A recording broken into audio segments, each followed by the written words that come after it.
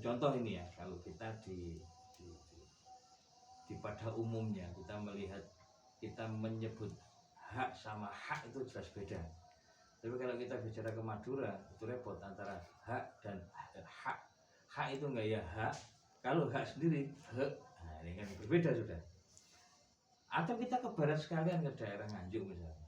Suruh kalau orang Nganjuk yang mungkin yang dulunya itu adalah para muridnya para salafus sholihin, suruh bilang ain itu ya repot ya, bisanya cuma ngain. Ya kadang-kadang sampai ada di beberapa kalau ngimami masih pakai ngain. Maghdubi alaihim itu ya masih ada. Nah, ini bagaimana sikapnya para ulama zaman dulu, dianggap beras ini bukan mutlak, bukan membaca Al-Quran, dianggap pikir atau bagaimana, karena memang keluasan ilmu dan kejernihan hati.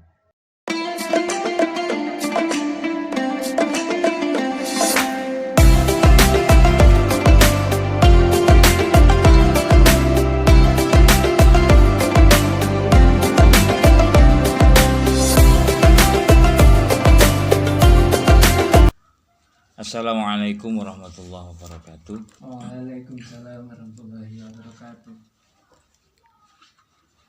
Atawassalu bi syafaati Rasulullah Muhammadin sallallahu alaihi wasallam wa alihi wa ashabihi sultan al-awliya Syekh Abdul Qadir Jailani.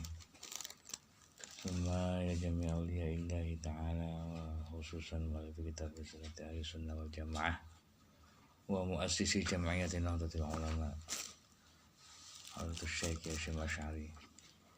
Syaulillahi lana wa lahumul Fatihah. A'udzu billahi minasyaitonir rajim. Bismillahirrahmanirrahim. Alhamdulillahi rabbil alamin arrahmanir rahim maliki yaumiddin. Iyyaka na'budu wa iyyaka nasta'in. Ihdinas siratal mustaqim siratal ladzina an'amta 'alaihim ghairil maghdubi 'alaihim waladdallin.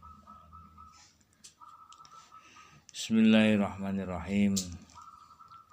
Alhamdulillahi rabbil alamin wa bihi nasta'inu 'ala umurid dunya waddin. Wassalatu wassalamu ala asyrafil anbiya'i wal mursalin sayyidina wa maulana Muhammadin wa ala alihi wa ashabihi ajma'in. Subhanaka la ilma lana illa ma 'allamtana innaka antal alimul hakim. Allahumma qad istawda'tuka bima 'allamtani wardudhu ilayya inda hajati ilaihi wa la tunsini ya rabbal alamin. Allahumma nawwir qalbi bi nuri hidayatika kama nawwaratul arda bi nuri syamsika innaka 'ala kulli syai'in qadir. Rabbi shrah li sadri wa yassir li amri wa hlul 'uqdatam min lisani yafqahu qawli. Amma ba'du, qala al-mu'allifu rahimahullahu ta'ala nafa'ana bihi wa bi'ulumihi fid dharaini amin. Ini kelanjutan yang kemarin setelah 3 mizan ya. Berarti semua qala ini ya. Bismillahirrahmanirrahim. Semua qala nuri dawuh sapa Syekh Zaruk. Wa aksamuhalan utawi piro-piro pembagiane bid'ah iku salah satu telu. Al bid'ah sharihu utawi suci ku bid'ah kang soreh. Wa walan utawi bid'atus sharih iku ma perkara asbatat kang netepaken min ghairi aslin syar'iyyin kelawan tanpa dasar syarak. Fi muqabalati ma ing dalem madhepi perkara sabata kang den tetepaken syar'an kelawan syarak. Min wajibin bayane saking hukum wajib, au sunnatin utawa sunnah, au mandubin utawa mandub, au ghairihi utawa liyane mandub. Fa amatat mongko mateni apa ma sunnatan ing sunnah, au abtalat utawa batalaken apa ma hakon ing hak.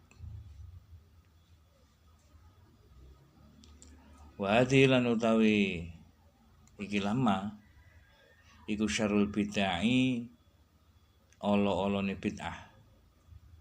Wa ing kana lan lamun ana laha iku tetep kedue ma alfa musnadin apa 1000 pira-pira sandaran minal usuli bayane saking usul wal furu'i awil furu'i utawa furu' fala ibrata mongko ora ana ibrah bihi kelawan ma. Jadi kalau kemarin ada pertimbangan yang soal perkara itu dilihat bagaimana menjadi sebuah hal yang mubtadi'ah. Sekarang ada pembagian bid'ah itu sendiri oleh Syekh Zarruq. Beliau mengatakan bahwa bid'ah ini terbagi menjadi 3. Yang pertama ini disebut bid'ah sharih atau bid'ah yang jelas, yang terang. Yang dimaksud dengan bid'ah sharih itu adalah suatu amalan yang sudah ditetapkan tanpa landasan syarak, baik dari aspek wajib, sunnah, mubah, dan yang lain-lainnya. Dan hal ini bisa memadamkan atau mematikan hal yang sunnah dan membatalkan yang hak. Dan ini adalah bid'ah yang buruk. Walaupun misalnya ada yang disandarkan kepada 1000 dalil yang bersifat usul maupun furu', maka hal ini tidak bisa menjadi pertimbangan sama sekali. Nah, ini contohnya adalah misalnya ya satu amaliyah yang jelas-jelas bertentangan dengan syarak, Tapi kemudian bahasa sekarang dikrenah, dihelah, dimodifikasi agar supaya bisa seperti syarak. Dan pasti ini tidak ada hubungannya dengan hukum-hukum yang sudah ada, baik wajib maupun sunnah maupun yang lain-lainnya, makruh dan lain sebagainya. Maka hal yang semacam ini bisa dipastikan adalah hal yang bid'ah yang sangat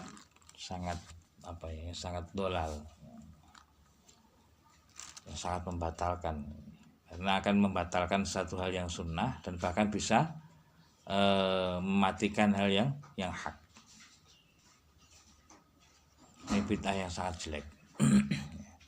Kalau boleh saya kasih contoh, misalnya ya itu tadi, ketika kemudian seorang laki-laki dalam suatu hukum negara dan seorang laki-laki yang lain dengan dalih atau dasar dengan dalih atau dasar kemanusiaan atau kesetaraan manusia, kemudian memaksakan kehendak untuk melegalkan yang namanya pernikahan sesama jenis misalnya. Tidak bisa itu jelas sudah yang tidak diperbolehkan. Bukan, walaupun itu perilakunya jelas salah, tapi legalitasnya, penglegalannya ini itu yang baru, dan itu sangat-sangat bertentangan. Walaupun disandarkan atas dasar humanisme lah, dasar apalah, itu tetap tidak bisa dinyatakan sebagai sesuatu yang dibenarkan. Terus yang kedua, bagaimana wasani lan utawi kang kaping pindho iku al bid'aul idhofiyah, bid'ah yang rupa idhofi kang den sandarake. Wa ya lan utawi bid'ah idhofi ku allati tutupu kang den sandarake li amrin maring perkara lausul lima lamun selamat minha saking syarak, minha saking bid'ah, summa lam tasihha mongko ora sah apa al munazaatu perbedaan pendapat fi kauni ing dalam kahanane bid'ah al idhofiyah. fi kaunihi dalam kahanane bid'ah sunnatan ing sunnah au ghairu bid'atin utawa liyane bid'ah bila khilafin kelawan tanpa persulayan au ala khilafin utawa ing atase persulayan mimma taqaddama kaya barang taqaddama kang wis den tutur ing ngarep. Nah, sementara bentuk bid'ah yang kedua ini adalah disandarkan pada praktek tertentu. Disandarkan pada praktek-praktek tertentu yang walaupun kemudian praktek ya ini prakteknya tetap ya ada unsur bid'ahnya. Tapi ketika ada sandarannya sunat, ada sandarannya, kemudian ada dalil yang bisa memperbolehkannya. Ini ya tidak perlu diperdebatkan kebolehan atau tidak kebolehan daripada bid'ah tersebut.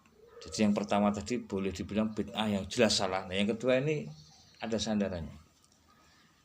Dan kalau memang misalnya bid'ah ini boleh dibilang lepas dari ketentuan-ketentuan bid'ah itu sendiri. Artinya tidak memang secara global tidak diajarkan oleh Rasulullah, tetapi kalau diperinci semuanya boleh dibilang sesuai dengan sumber hukumnya. Maka hal yang sedemikian ini tidak bisa kemudian dianggap sebagai bid'ah yang jelek atau yang tidak baik. Bahkan bisa masuk beberapa amaliyah yang ada tadi itu pada golongan-golongan sunnah, bukan bid'ah lagi. Ya seperti amaliyah kita selama ini. Ini kan ada kadang-kadang tidak pernah dituturkan tidak pernah di-frame oleh zaman Rasulullah. Seperti juga ini, seperti belajar kita pada siang hari ini tidak pernah di-frame oleh zaman Rasulullah. Taklimnya harus bagaimana, tidak. Yang penting kan perintahnya hanya taklim. Perkara bagaimana cara taklim, kemudian ada media sosialnya, ada media apa itu adalah sebuah hal yang baru, tetapi sesuatu yang bisa memberikan suatu hal yang lebih baik. Artinya tidak harus sesuai dengan bentuk apa yang disampaikan Rasul taklim. Medianya kayak Rasul ngumpul bareng di masjid gitu. Kalau dulu mungkin bisa zaman-zaman Rasulullah atau zaman-zaman Wali Songo menyampaikan ajaran agama ini di satu tempat yang mungkin masjid atau apa. Nah, kalau sekarang karakter masyarakat kita berbeda. Dijak di masjid ya agak sedikit sulit ya. Kadang-kadang timbangannya di masjid mending di dalam rumah sambil lihat channel YouTube atau channel TikTok atau apalah semacam itu, atau Instagram atau apa semacam itu. Jadi tidak bisa, memang itu tuntutan zaman. Apakah ini kemudian dianggap sebagai bid'ah yang dhalal? Tidak juga. Bahkan kalau menurut Syekh Zarruq ini tadi, ada kata itu yang bisa memberikan satu kemanfaat yang mutlak, maka oleh Hadratus Syekh sendiri dipertegas bahwa malah itu menjadi satu yang disunahkan. Oke. Saya kira itu yang kedua. Sekarang yang ketiga, asali sunan utawi kaping 3 iku al bid'aul khilafiyah, bid'ah kang bangsa khilafiyah. Wa ya utawi bid'ah khilafiyah iku mabniyatun tetep ala aslaine ing atase dasar loro. Ya tajadzabah sing padha-padha duweni dasar ing asal kulun saben-saben minhuma karo setengah saking karone. Paman mongko tawi sapane wong kala kang ngucap bihadza kelawan iki kala mongko ngucap iku bid'atun, bid'ah. Waman sabane wong kala kang ngucap bimuqabili kelawan madhep ning yang tadi itu qala mongko ngucap sunnatun iku sunnatun sunnah kamu takut dama kaya barang takut dama kang wis diin fitur bil idarati ing dalem ngatur kumpulan wa dzikir jamaati lan dzikir secara berjamaah. Nah, yang ketiga ini ada bid'ah yang sifatnya khilafiyah. Jadi kita ini sebenarnya mulai kemarin kita diajarkan agar supaya kita tidak gampang-gampang alergi dengan bahasa bid'ah. Gitu ya. Memang pada dasarnya bid'ah itu hal yang baru itu ya, hal yang baru yang tidak pernah dilaksanakan pada zaman dulu oleh Rasulullah. Tapi agar kita tidak alergi dengan itu, sebenarnya perlu kita kaji bersama apa sih bid'ah itu. Termasuk yang ketiga ini sebagaimana yang didhawuhkan oleh Syekh Zaruk bahwa yang ketiga adalah bid'ah khilafiyah. Bid'ah khilafiyah ini maksudnya begini. Jadi ada dua pendapat yang sama-sama kuatnya. Sama-sama kuatnya, sama-sama yang satu dianggap diamalkan ya. Yang satu memandang dengan dasar yang kuat, yang satu memandang juga dengan dasar yang kuat. Satu contoh begini. Yang satu menganggap bahwa wah ini nggak bisa, ini bid'ah ini karena dasarnya seperti ini. Terus yang lainnya mengatakan oh enggak, itu malah sunnah karena dasarnya seperti ini. Sama-sama punya hukum dasar yang kuat. Nah, ini bid'ah yang khilafiyah. Jadi sama-sama baru, tapi kadang-kadang dari satu hal yang baru ini mempunyai dasar yang tidak sama. Seperti contoh tadi, cara mengatur sebuah membuat kalangan zikir. Zikir itu diperintahkan, ya kan? Zikir diperintahkan. Bahkan dari sisi yang lain orang kalau melihat bahwa zikir itu adalah mengajak orang untuk ingat kepada Allah, ya itu sangat menjadi perintah dan disunahkan. Tapi mungkin orang lain akan beranggapan bahwa wah ini zikir ini mengundang mengundang hal yang tidak bagus misalnya, karena dalam zikirnya itu menggunakan lafadz yang mungkin tidak pernah diajarkan. Satu contoh kemarin pernah itu ada apa itu yang di kuburan Mubeng sampai bilang apa itu pakai yang tidak pernah diajarkan dan dituntun, dan itu sangat bertentangan misalnya. Atau oke lah, yang satu mengatakan bahwa ya seperti halnya hal-hal yang baru, seperti contoh misalnya memperbaiki masjid. Memperbaiki masjid kan satu sisi ada yang mengatakan itu wah kurang bagus, gak bisa karena akan merubah ainul wakfinya. Tapi di sisi lain orang melihat harus dirubah nih agar supaya terlihat lebih indah. Artinya sama-sama punya dasar yang kuat. Tapi kadang-kadang di sisi lain dilihat itu satu hal yang mubtadi'ah dan tidak bisa dijalankan dengan dasar dalil yang kuat. Tapi di sisi lain ada yang mengatakan bahwa tidak, itu malah justru menjadi sunnah karena dasarnya juga sama-sama kuat. Nah, ini adalah pembagian bid'ah menurut Syekh Zaruk. Pada prinsipnya yang dimaksud dengan bid'ah ini adalah bagaimana sesuatu ini tidak pernah ada zaman Rasulullah, tapi tidak kemudian sesuatu yang tidak ada pada zaman Rasulullah ini kemudian dianggap sesuatu itu adalah hal yang salah, karena masih bisa dikoreksi lagi atau bisa ditafsir kembali. Oke, saya kira mungkin sementara itu dulu. Ada yang bisa ditanyakan? Mungkin yang pertama. Ini Pak, yang pertama itu dari Nu'man Hadi. Assalamualaikum warahmatullahi wabarakatuh. Waalaikumsalam. Nu'man Hadi mau bertanya, bagaimana ulama atau para wali songo meyakinkan masyarakat Nusantara dulu dengan ajaran yang dibawa oleh para wali songo sehingga Islam bisa besar seperti saat ini di Indonesia. Terima kasih. Ya, terima kasih Nu'man Hadi. Terima kasih Nu'man Hadi. Itu pertanyaan yang cukup bagus. Pada prinsipnya begini, Islam itu yang notabene dibawa oleh para ulama kita salafun saleh, para wali songo khususnya, baik para wali songo di periode awal maupun periode yang kedua, ketika dibawa oleh Syekh Subakir dan Syekh Jumadil Kubro dan lain sebagainya. Kemudian masuk pada periode yang Wali Songo yang kedua ketika dibawa oleh Maulana Malik Ibrahim, Sunan Ampel dan lain sebagainya itu.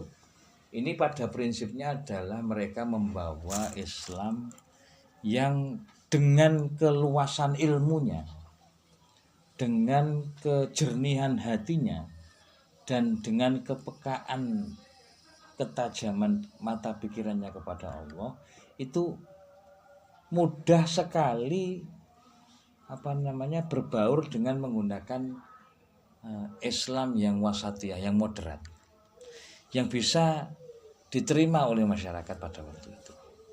Bahkan bagaimana mereka mendekatinya, lah ini semuanya kadang-kadang pakai mubtadi'ah. Satu contoh misalnya Sunan Kalijogo bagaimana membuat orang itu bisa paham dengan Islam, maka beliau mengkreasi sebuah pemahaman nasihat dan lain sebagainya melalui sebuah pagelaran yang disebut dengan wayang kulit. Selain itu adalah sebuah hiburan kan. Kalau orang mau melihat itu hiburan, ya pasti hiburan itu. Pasti dianggap hiburan. Tetapi justru pada waktu itu hiburan inilah yang kemudian bisa menarik masyarakat untuk mau memahami ajaran agama Islam.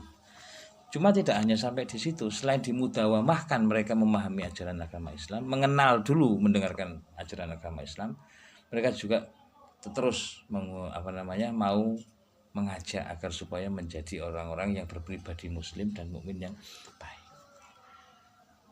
Bahkan sangat adaptif atau moderatnya para wali songo. Coba kita lihat bagaimana mereka bisa mentolerir perbedaan di setiap daerah. Satu contoh, kadang-kadang kita akan sangat melihat perbedaan lahjah pengucapan dalam bacaan Quran atau bahasa Arab.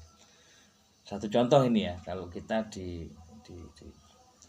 pada umumnya kita menyebut hak sama hak itu jelas beda. Tapi kalau kita bicara ke Madura itu repot antara hak dan hak. Hak itu enggak ya hak, kalau hak sendiri hak. Nah, ini kan berbeda sudah. Atau kita ke barat sekalian, ke daerah Nganjuk misalnya. Suruh kalau orang Nganjuk yang mungkin yang dulunya itu adalah muridnya para salafun sholihin, suruh bilang ain gitu ya repot ya, bisanya cuma ngain. Ya kadang-kadang sampai ada di beberapa kalau ngimam ya masih pakai ngain.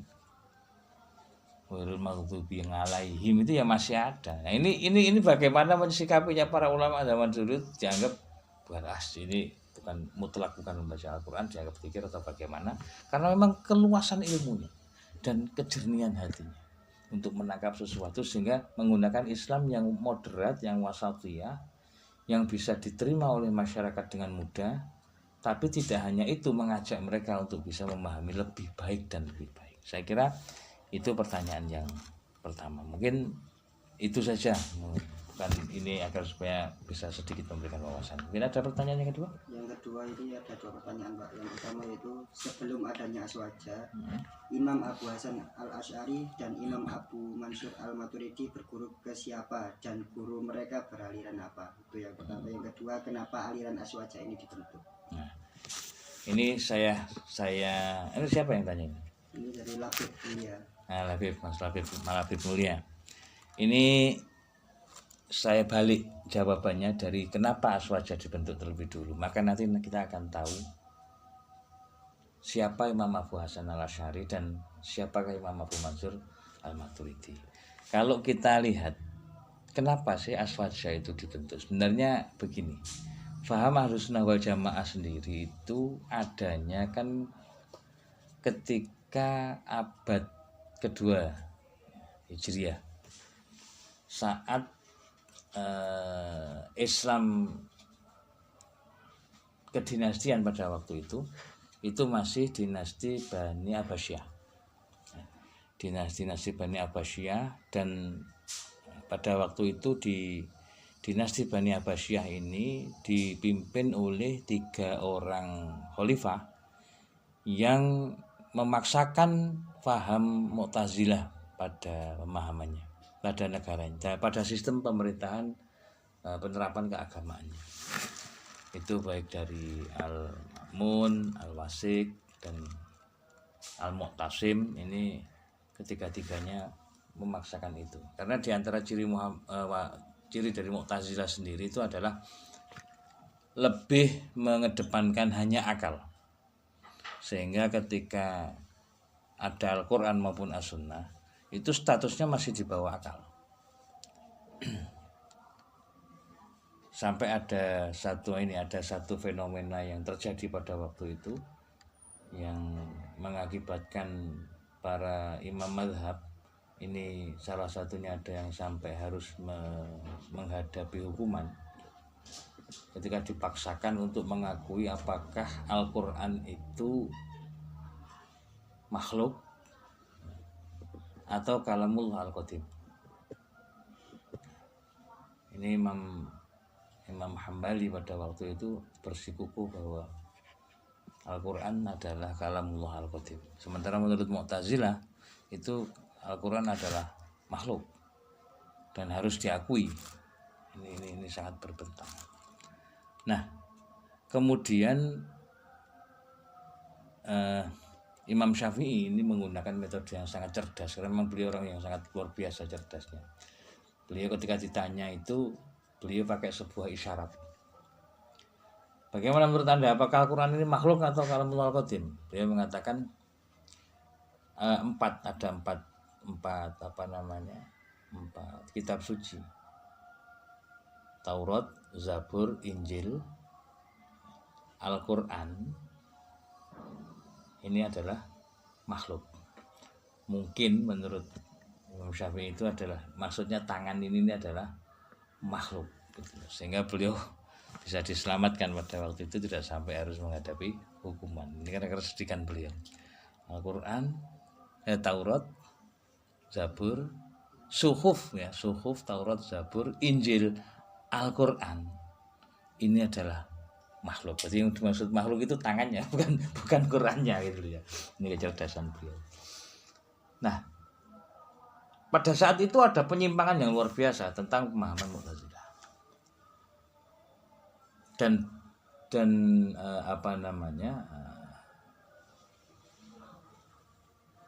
dasar daripada pemikiran Mu'tazilah yang mendewakan akal ini sudah masyhur pada waktu itu.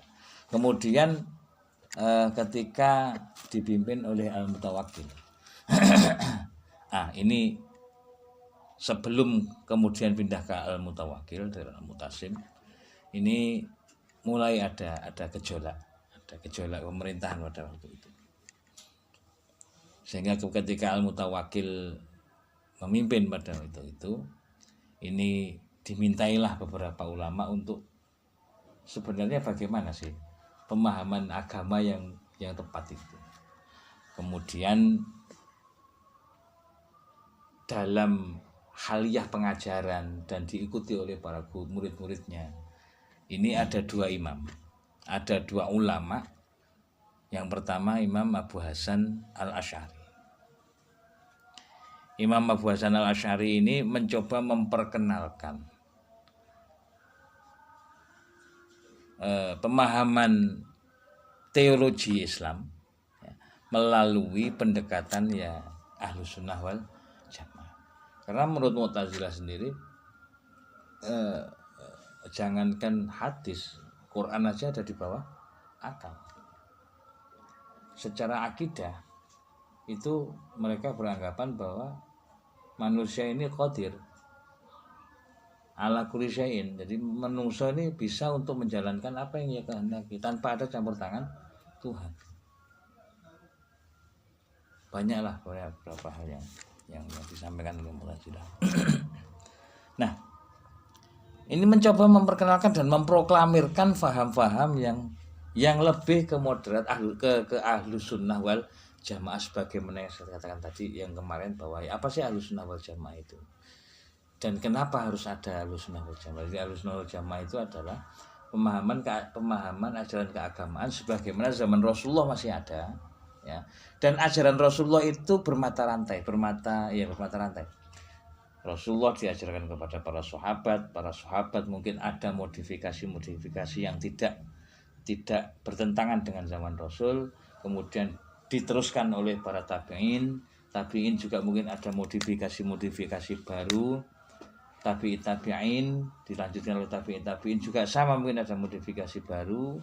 Bahkan para sholihin ya, salafun sholihin ini juga melihat bagaimana kira-kira seperti Hadratus Syekh sendiri. Hadratus Syekh sendiri pernah memfatwakan pada waktu zaman penjajahan. Kalau sekarang enggak bisa difatwakan hal yang sama, karena pada waktu itu beliau mengatakan man tasyabbaha biqaumin fahuwa minhum, ini ditekankan pada barang siapa yang memakai pakaian atau hal-hal yang berbau penjajah, itu fahuwa minhum, dianggap kafir sudah. Harapannya apa dengan fatwa ini? Agar supaya perekonomian penjajah menjadi kolab.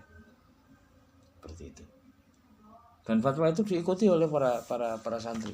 Sementara pada waktu ini Imam Abu Hasan ini mau mencoba memformalisasikan kembali, mencoba memproklamirkan kembali bahwa Islam itu adalah yang wasatiyah, sebagaimana paham Ahlussunnah wal Jamaah yang diajarkan oleh Rasulullah dan para sahabat yang bermata rantai sampai pada para ulama. Termasuk ada lagi satu imam yang sama, satu imam yang mempunyai pola pemahaman keagamaan yang sama, yaitu Imam Abu Mansur al-Maturidi dari Maturidi. Ini juga memperkenalkan hal yang sama dalam hal akidah. Dalam hal akidah tentang Ahlussunnah wal Jamaah yang tidak bertentangan. Nah, bagaimanakah guru-gurunya yang dipastikan pasti tidak sama dengan guru-guru dari Mu'tazilah maupun yang Qadariyah, pasti, karena pada prinsipnya tidak mungkin seekor ayam akan melahirkan katak. Ini yang pasti, kalau ya ayam ya menelurkan ayam, itu sudah bisa dipastikan. Atau sebaliknya, tidak mungkin katak akan melahirkan gajah, atau sebaliknya gajah akan melahirkan kadal, dia tidak mungkin. Ini semua bisa dipastikan gurunya hal yang sama. Saya kira sementara itu dulu untuk sang penanya, mungkin atau kita lanjutkan besok lagi ya, karena ini sudah mulai azan asar ini. Oke. Itu saja, kurang lebihnya saya mohon maaf, mungkin sedikit yang bisa saya sampaikan. Semoga tetap dalam hidayah Allah Subhanahu wa taala, akan menjadi bermanfaat bagi kita semua. Akhiran wallahu muwaffiq ila aqwamit thoriq. Wassalamualaikum warahmatullahi wabarakatuh. Waalaikumsalam.